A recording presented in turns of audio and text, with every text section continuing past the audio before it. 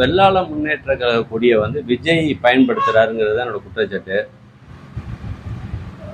இந்த கொடியை பாருங்க, இதே கலர்ல தான் இருக்கும்.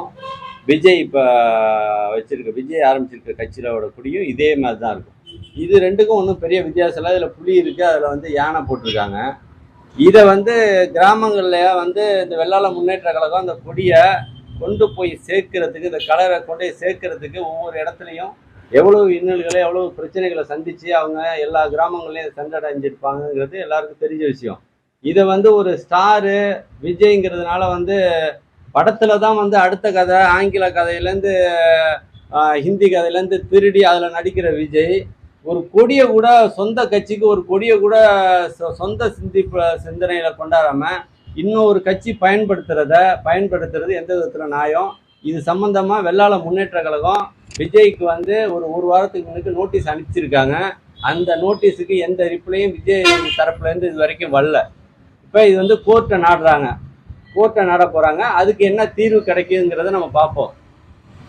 இதே போல எல்லா நடிகரும் அதான் செய்யறாங்க. ஒரு குறிப்பிட்ட ஒரு 8 வருஷம் 10 வருஷம் அந்த கட்சியில ஆரம்பிச்சு அவங்க வந்து கஷ்டப்பட்டு அந்த கொடிகளை ஒவ்வொரு கிராமங்களோட சேர்க்கிறப்ப அந்த கலரை இந்த மாதிரி வர்ற நடிகர்கள் ஈஸியா எடுத்துக்கிறாங்க. அதை கேட்க ஆள் இல்லாம போயிட்டு நினைக்கிறாங்க.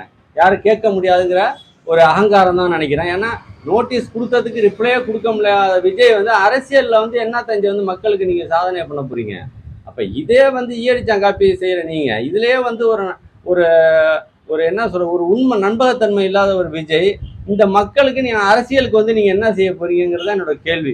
நீங்க அரசியலுக்கு வாங்க, மக்களுக்கு செய்யுங்க, அதை பத்தியெல்லாம் நம்ம ஒன்றும் சொல்ல, யாரும் அரசியலுக்கு வரக்கூடாதெல்லாம் நம்ம சொல்லவே இல்லை, வரவேற்கிறோம்.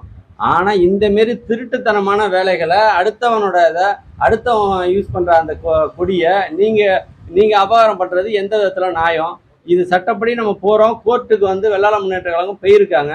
அதுக்கு என்ன தீர்ப்பு வருதுன்னு பார்ப்போம். இதுல வந்து சரியான தீர்ப்பு நியாயமா நம்மளுக்கு கிடைக்கல அப்படிங்கிறப்ப விஜய் தரப்பு இதுக்கு கொஞ்சம் கூட கட்டுப்படல அப்படின்னாக்கா வெள்ளாள முன்னேற்ற சங்கமும் முக்குளத்து புலிகள் கட்சியுமே இணைஞ்சு விஜய் வீடை முற்றுகை பண்ணுவோங்கிறத நான் இந்த நேரத்தில் நான் தெரிவிச்சுக்கிறேன். இதை சும்மா சொல்லணுங்கிறதுக்கு இல்லை, கண்டிப்பா இதை செய்வோம். விஜய் வந்து இதுக்கு சரியான ரிப்ளை பண்ணும். வெள்ளாள முன்னேற்ற கழகம் சொல்ற கோரிக்கைகளை ஏற்று அவங்க கட்சி கொடி கலரை மாத்தணுங்கிறத நான் இந்த நேரத்தில் கேட்டுக்கிறேன்.